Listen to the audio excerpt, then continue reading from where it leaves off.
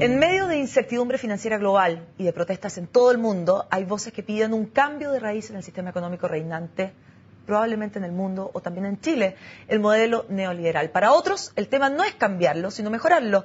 Para hablar de esto y conocer su visión, estamos hoy en Agenda Económica con el economista alternativo, ¿lo podemos llamar? No, clásico, hombre. ¿Clásico? Bueno, claro. Con Manuel Riesco de todos modos. Muchas gracias por haber estado acá con nosotros. Muchas gracias a usted. Manuel Riesco, ¿cuál es su visión en este momento de manera macro con lo que está ocurriendo en el mundo? Estamos hoy día en Europa con una reunión muy importante para tratar de los líderes salvar el euro.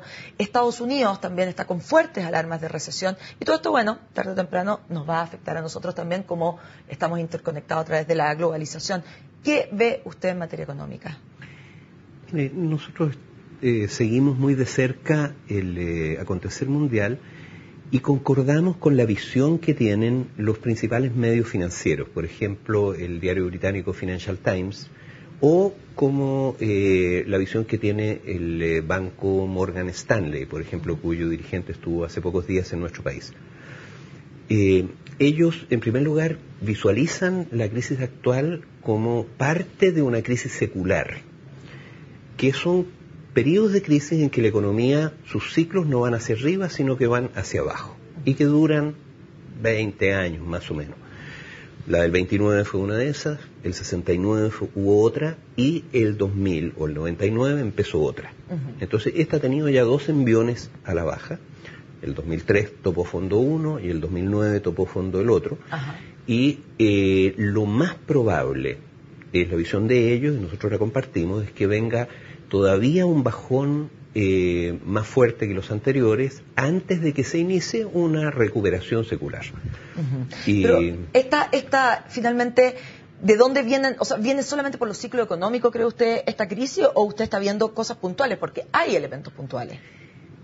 Yo creo que las cosas puntuales son las que precipitan los fenómenos, pero el contexto es este de las crisis seculares, que yo creo que ya es un hecho que los economistas hoy día reconocen como una forma de movimiento de la economía mundial. O sea, no va a haber un gran cambio, cree usted, sino que son ciclos económicos normales que han ocurrido a lo largo de la historia. O sea, ¿no cree usted que hay un cambio en el sistema, por ejemplo? O sea, yo creo que esta es la forma de movimiento de la economía capitalista. Ahora, como dijo Eric Hobsbawm, el gran historiador, cuando nos visitó hace algunos años, la economía capitalista va a recuperarse de esta crisis, de eso no cabe duda. Ahora, la locura neoliberal, no. Es muy distinto. Usted hace una gran diferencia entonces entre la economía capitalista y la locura, como la llamó usted, neoliberal. ¿Cuál es esa diferencia? Mire, el neoliberalismo es una suerte de liberalismo demenciado, porque, digamos, no es que lo que diga esté mal necesariamente, pero pierde de vista aspectos fundamentales de la realidad económica. Por ejemplo, el rol del Estado. O, por ejemplo, el hecho de que el dinero no crea dinero por sí solo.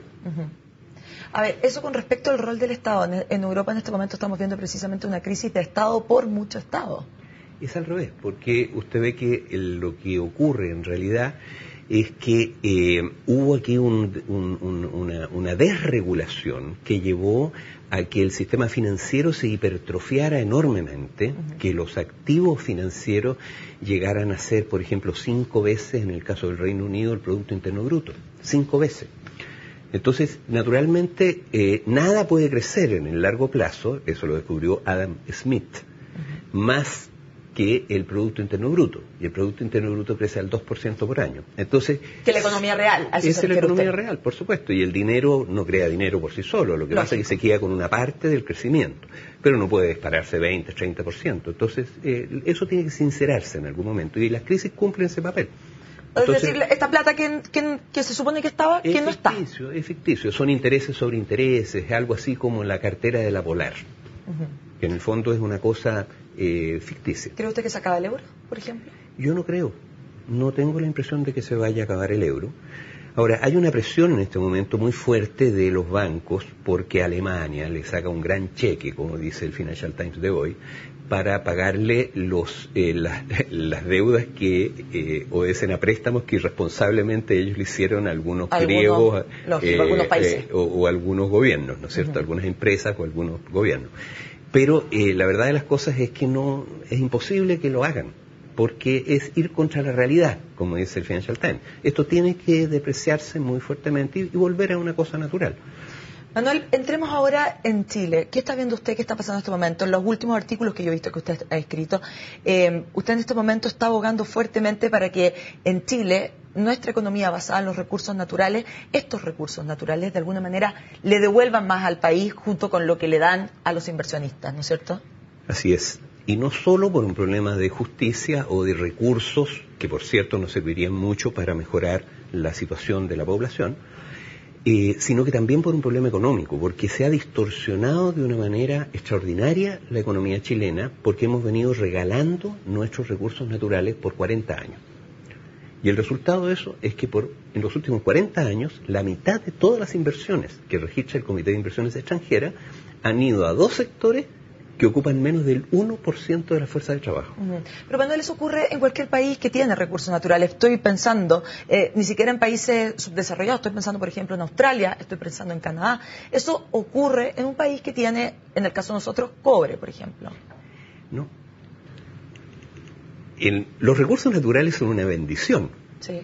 Sin embargo, si usted no se ciñe a lo que la teoría económica viene enseñando desde hace 200 años a este respecto, lo transforma en una maldición, que es lo que nos ha pasado a nosotros. Pero los países que hacen lo que recomienda la teoría económica son para ellos una bendición. Noruega, por ejemplo, tiene la mejor política de recursos naturales del mundo, probablemente, y tiene el mejor estándar de vida del mundo y tiene una economía extraordinariamente competitiva en todos los sectores. A ver, si le entiendo bien, usted lo que está abogando es porque las empresas que trabajan los recursos naturales paguen más impuestos, es decir, royalty finalmente. Claro, royalty, es decir, la solución la dio David Ricardo hace 200 años. Y la solución es que el Estado capture la renta, porque la renta en realidad es un pago por escasez, digamos, que se le hace a un recurso natural, no es una creación de valor, es una transferencia. Ahora, esa renta, digamos, la captura el Estado y nivela la cancha. De manera que si alguien quiere venir a invertir a Chile, que sea igual que en Noruega. Si quiere ir a invertir en Noruega, sabe que si invierte en petróleo, va a ganar lo mismo que si invierte en software. Entonces, por lo tanto... No se crea esta enfermedad holandesa o qué sé yo. O la enfermedad chilena, como va a ser llamada. Fíjese usted que salió hoy en el diario El Mercurio un estudio del MIT, una importante universidad norteamericana, con un profesor chileno, en la cual dicen exactamente esto, demuestran que Chile es uno de los peores países en términos de haber distorsionado su economía por esta materia. ¿Royalty se paga en la minería? ¿Usted cree que es poco el royalty que se paga? No se paga nada.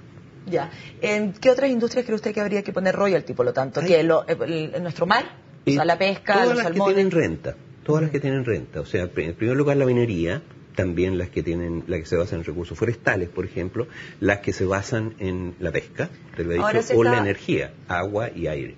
Agua y aire también, o sea, usted también le haría un cobro, por ejemplo, a las hidroeléctricas. A las hidroeléctricas y a las termoeléctricas, porque las termoeléctricas ensucian el aire. Ensucian el aire como si fuera infinito, y no es infinito, entonces hay que cobrarle por eso. Lo que dicen muchos es que si es que empezamos a cobrar este tipo de impuestos o de royalties muy altos, es que vamos a dejar de atraer las inversiones. ¿Qué les dice usted a ese argumento? Bueno, se dicen muchas cosas. ¿Pero qué dice usted? Por favor. Es decir, digamos, yo creo que porque los recursos están acá, no se pueden trasladar esos recursos. Es cosa de hacer bastantes inversiones y también exploraciones. Hay muchas partes que se han ido descubriendo, que ahora, por ejemplo, Brasil, la cantidad de petróleo que ha encontrado en el último tiempo, que no se sabía que tenía, y que bueno, lo encuentran porque precisamente hay un incentivo económico a encontrarlo. Si acá no tenemos un incentivo económico para seguir haciendo grandes inversiones, como son, por ejemplo, las mineras, ¿cómo vamos a tener entonces finalmente esos recursos? Bueno, mire, en este momento todos los países están definiendo sus políticas de acceso a los recursos. Lo que les interesa a los países es tener acceso a los recursos. No les importa pagar lo que tengan que pagar. Lo que les interesa a China, por ejemplo, es tener la seguridad que en 20 años más va a tener acceso a cobre, pagando lo que corresponda pagar. Y por supuesto que lo que corresponde pagar incluye la renta. Ahora, si la renta se queda BHP Billiton con la renta o se queda el Estado chileno, a los chinos les da lo mismo. O sea, el problema es que nosotros nos quedemos con la renta. Y eso nos permite nivelar nuestra economía. Si por qué acá la fuerza de trabajo no se la educa, se la trata mal, se la tiene cesante en un 8% durante 40 años. Porque la fuerza de trabajo en Chile no importa nada. Porque las inversiones van a las piedras, o a los pescados, o a los troncos. A los árboles. En cambio, los chilenos, ¿qué es lo que hacemos? Tenemos más gente trabajando en el comercio que en la producción de bienes. Es decir, exportamos con un 1% de la fuerza de trabajo, exportamos, digamos, mucho cobre. Plata. Con los recursos, nosotros nos dedicamos a vendernos unos con otros lo que importamos, o nos dedicamos a cortarnos el pelo unos con otros. Pero no producimos nada, nada. Estamos como Arabia Saudita. O sea, la maldición finalmente de los recursos naturales. Pero solo porque no hacemos caso a la teoría económica. Deberíamos hacer caso a los grandes liberales. Es decir, a Adam Smith, David Ricardo, o a Paul Samuelson, y la renta tiene que capturarla el Estado. Muy bien, Manuel. Se nos quedan muchos temas en el tintero. Reforma tributaria, el conflicto estudiantil, los vamos a tener que conversar en otro momento porque desgraciadamente se nos acabó el tiempo. Muchas gracias por haber estado en Agenda Económica. Con esta entrevista entonces terminamos este nuevo día en Agenda Económica. Como siempre, los invito a seguir junto a CNN Chile.